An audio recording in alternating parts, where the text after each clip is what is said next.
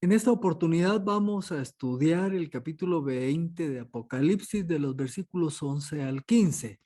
En el estudio anterior, que fue la primera parte del capítulo 20, pues pudimos estudiar cómo inicia el milenio. Jesucristo retorna a la tierra a establecer su reino presencial.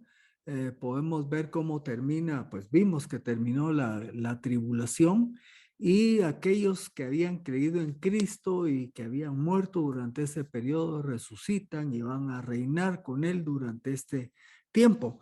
También pudimos ver cómo Satanás pues es sujetado durante estos 1000 años y al final de los mismos es liberado nuevamente. En el milenio, mucha gente nace en ese periodo de tiempo, pero todavía con la naturaleza pecaminosa, y muchos deciden no creer en Cristo a pesar de que Él es el rey, Él es el soberano. Y Satanás incita a una revuelta al final de ese periodo y vemos cómo el Señor termina con todos ellos. Ahora en el capítulo 20 estaremos viendo el juicio del trono blanco, en donde se va a juzgar a todos aquellos que no creyeron en Cristo a través de toda la historia de la humanidad. Así que preparémonos para el capítulo 20, su segunda parte.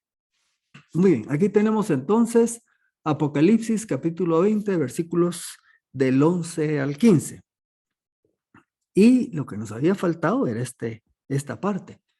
En el 11, donde dice Juan, vi un gran trono blanco y al que estaba sentado sobre él, de cuya presencia huyeron la tierra y el cielo, y ningún lugar fue hallado para ellos.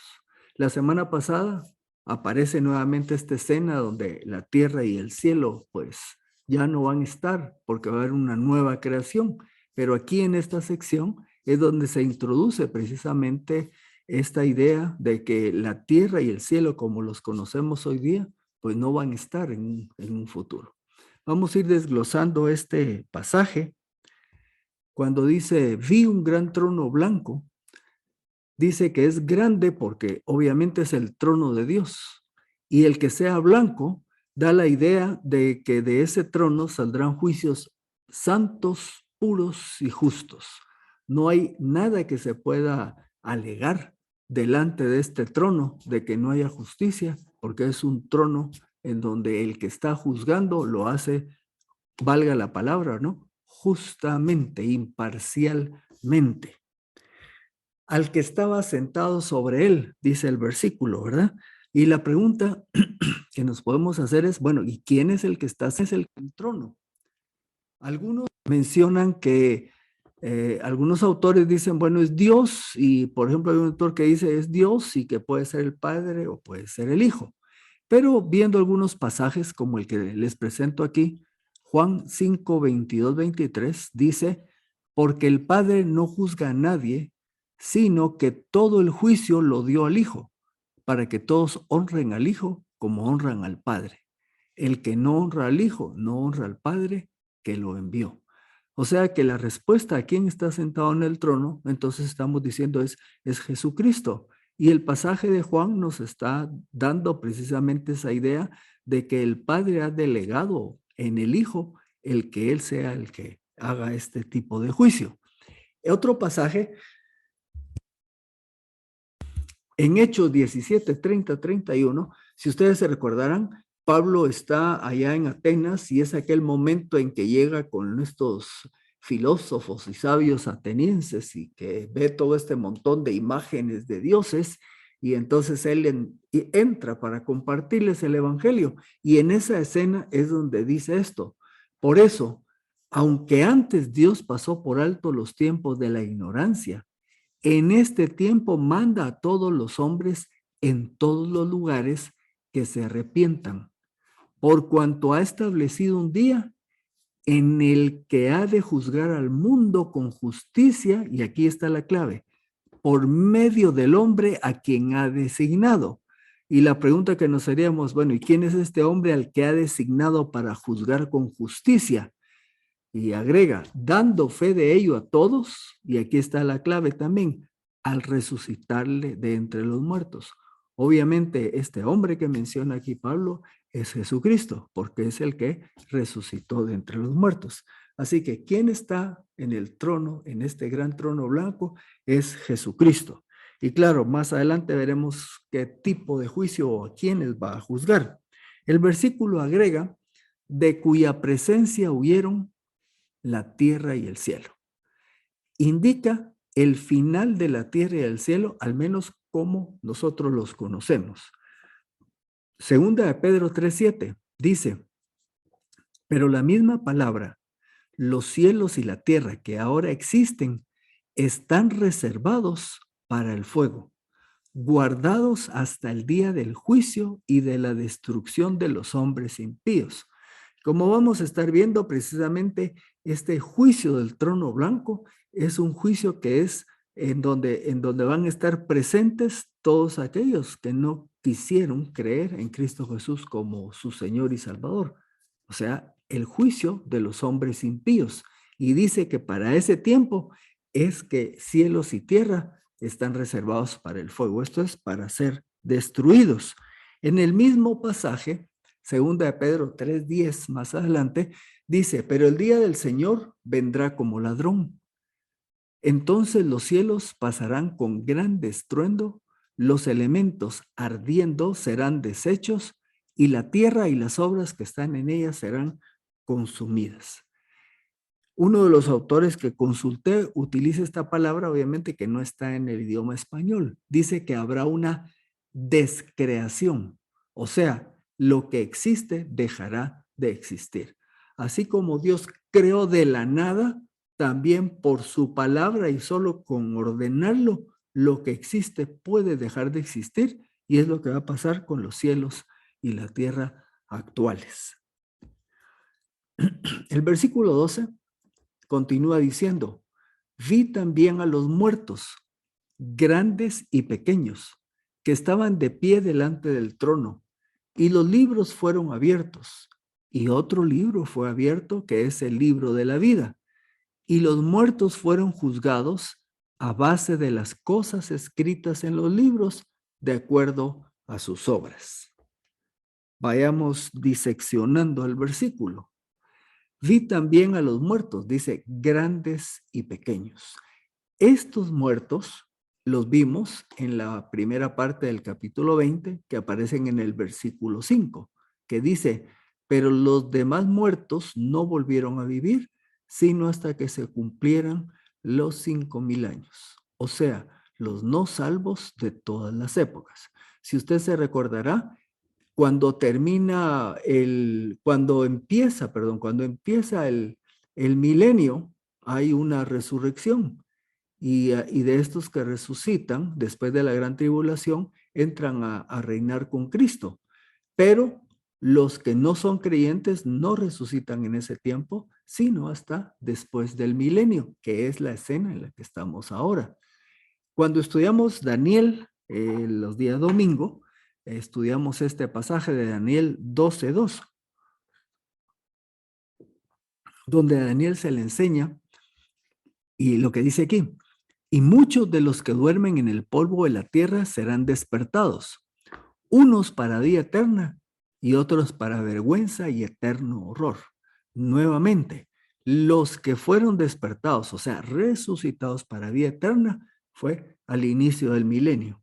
Al terminar el milenio, son los que resucitan para vergüenza y eterno horror. Son estos muertos grandes y pequeños que están de pie frente al trono.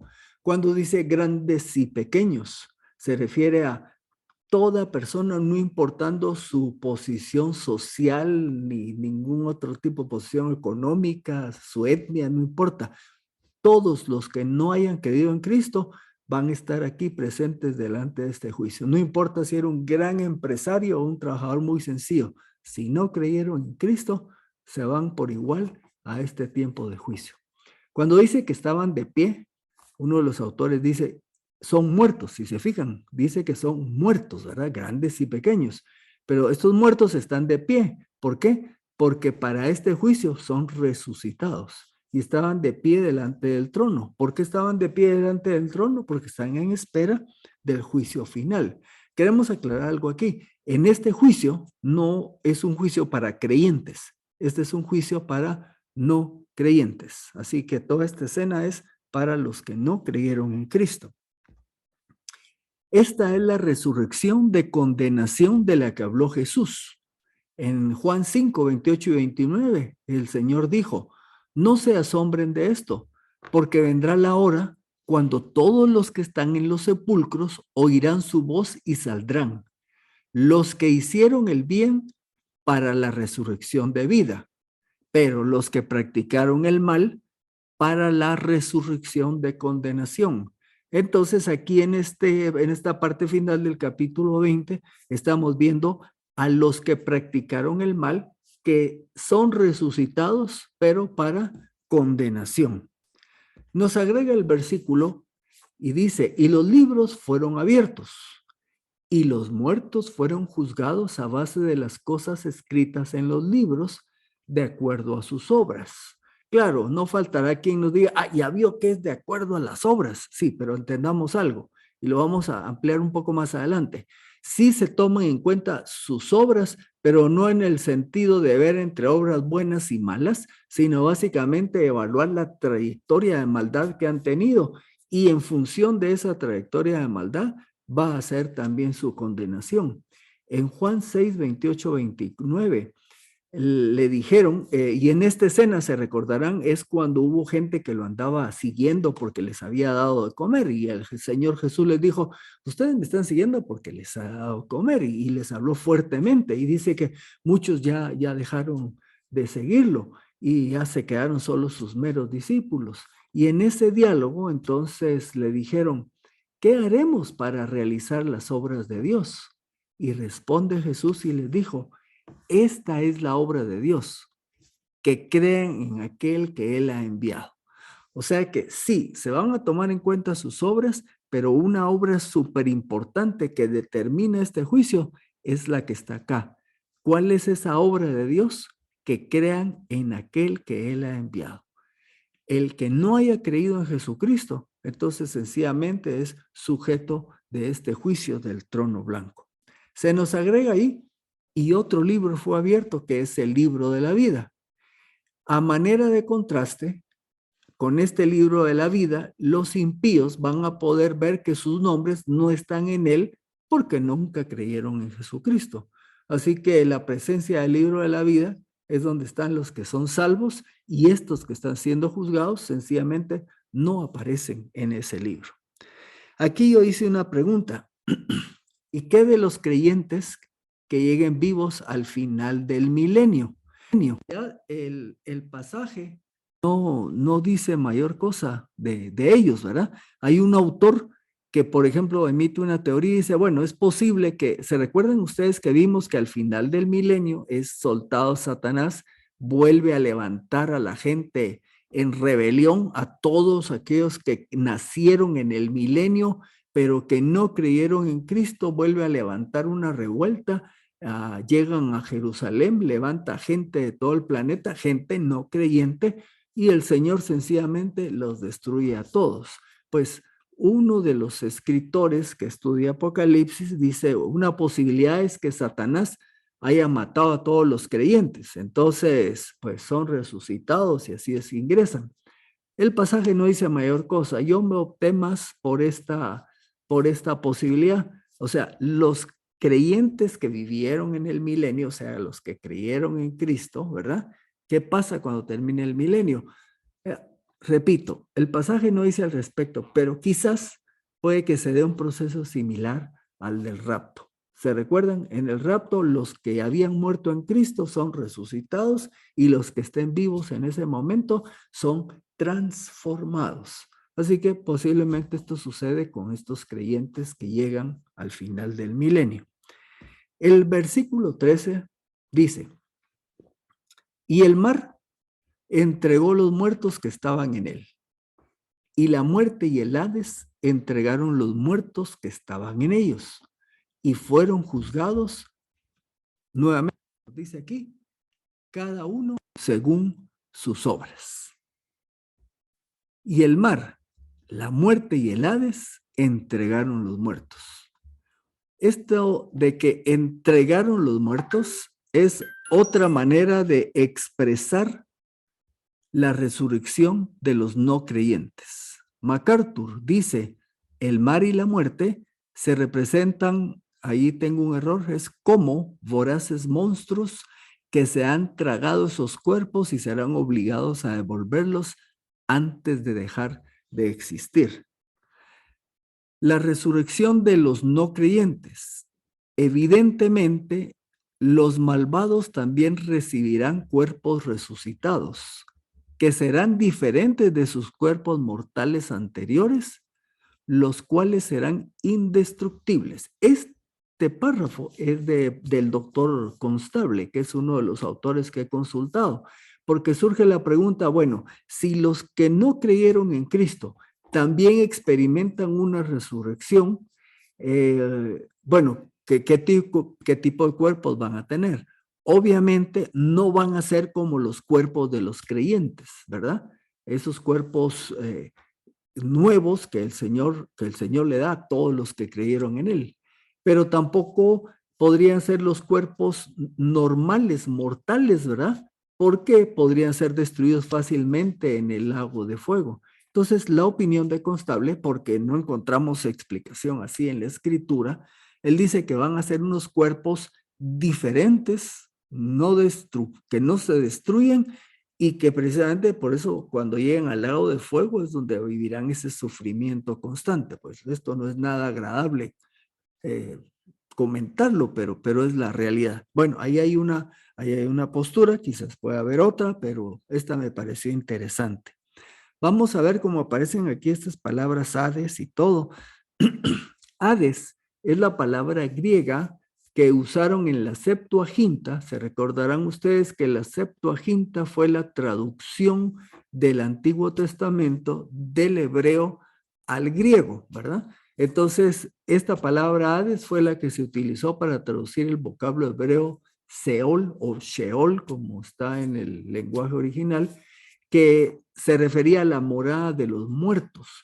El término Seol incluía a los muertos buenos y malos sin distinción. En el Nuevo Testamento, el vocablo Hades tiene la connotación de lugar de castigo. Una manera de verlo es esto. Cuando Jesús relata cuando cuenta acerca del pobre y de Lázaro, ¿verdad? Y el rico, pues va a decir que Lázaro se encuentra en el seno de Abraham y el rico es el que está en el Hades. Y se nos dice que la situación del rico en el Hades no era nada agradable, mientras que la de Lázaro sí. Y entonces nos dice que esto precisamente es el concepto del Seol, era el lugar a donde iban tanto los creyentes como los no creyentes, un lugar temporal para cuando llegara el tiempo de la resurrección. La palabra Seol es una palabra hebrea que designa el lugar a donde van los muertos. No es el destino solamente de los perdidos, sino el estado intermedio de todos los muertos. Es posible que Daniel 12:2, el que vimos hace un momentito, ¿verdad?, refleje este mismo concepto, puesto que los muertos que duermen en el polvo de la tierra posteriormente serán despertados, unos para vida eterna y otros para vergüenza y confusión perpetua. Los que son creyentes resucitaron al terminar la gran tribulación, junto con los que son resucitados de la gran tribulación. Y aquí en este pasaje estamos viendo la resurrección de los no creyentes al final del milenio. Espero que ahí vayamos teniendo completa la imagen, ¿verdad? Dice el versículo que fueron juzgados cada uno según sus obras. Y aquí es donde yo les decía que también los autores coinciden en que de alguna manera el castigo no va a ser, perdón, no va a ser parejo para todos. Se considera que el castigo de los no creyentes será proporcional según su maldad. En el lago de fuego, todos sufrirán, todos serán miserables, pero no igualmente miserables.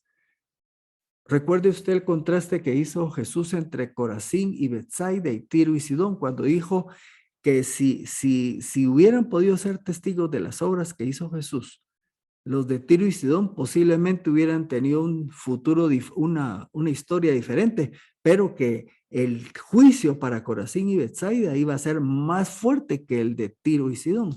También en otra oportunidad, Jesús dijo que el juicio de los fariseos que conocían la verdad iba a ser más fuerte para ellos que para otras personas.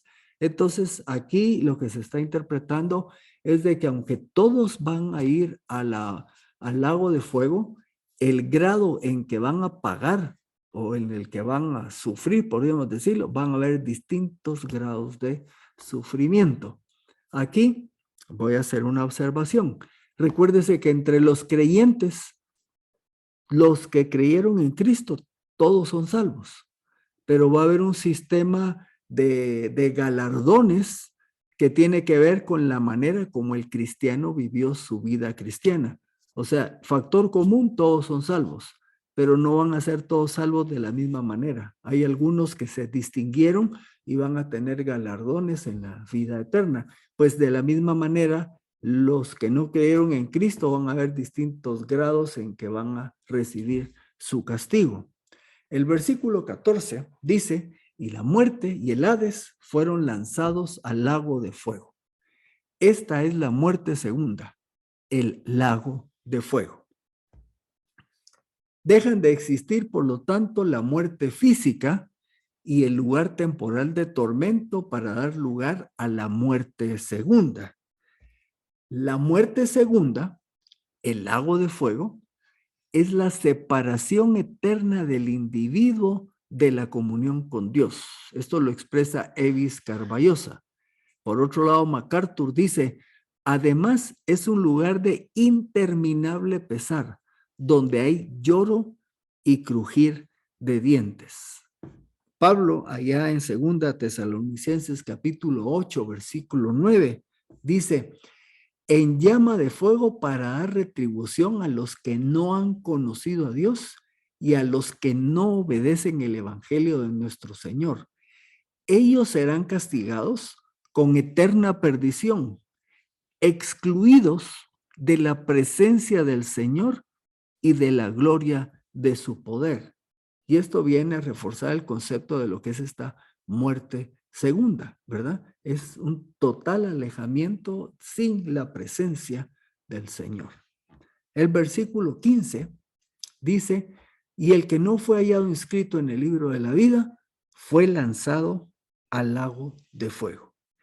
Este versículo reitera el hecho real del castigo eterno de los que no creyeron en Cristo.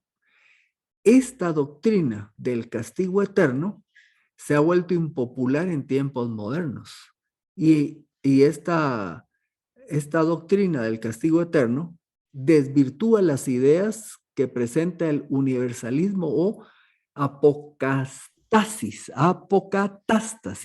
Y ahorita les voy a dar la definición para que no digan que estoy usando palabras raras. Esta es una falsa enseñanza. El universalismo lo que dice es de que Dios al final de todo va a salvar a todos porque Dios es amor, Dios es bueno. ¿Cómo va a ser que Dios vaya a castigar? Uy, qué feo ese lugar, el lago de fuego. No, hombre, Dios es amor. Al final los va a salvar a todos. El término de apocatástasis lo usaba un creyente de principios de la era cristiana que se llamaba Orígenes. Y lo que se enseñaba era que en el fin de los tiempos, todos, pecadores y no pecadores, volverán a ser uno con Dios. La idea esta, pues sí se ve bonita, ¿verdad? Porque, como quien dice, es un aliento para todos aquellos que fueron rebeldes y no creyeron. Pero recuérdense que, como mencionamos acá en el versículo el que no, vamos a repetirlo aquí, dice, aquí está. El que no fue hallado inscrito en el libro de la vida fue lanzado al lago de fuego. Ahí será el lloro y crujir de dientes, decía el Señor Jesús. O sea, esto es real, esto es cierto. En el capítulo 21 se le dice a Juan, esta palabra es verdadera. Lo que el Señor dice se va a cumplir. Así que, para ir terminando, Recordémonos el diálogo que tuvo Jesucristo con Nicodemo. Jesús le contestó, en verdad te digo que el que no nace de nuevo no puede ver el reino de Dios. Y la contraparte de esto es que el que no nace de nuevo, no solo no puede ver el reino de Dios, sino que va a ser lanzado al lago de fuego. En el lago de fuego es donde está ya el falso profeta, está el anticristo, está Satanás y sus huestes de demonios, y eso es el futuro de aquellos que no han nacido de nuevo.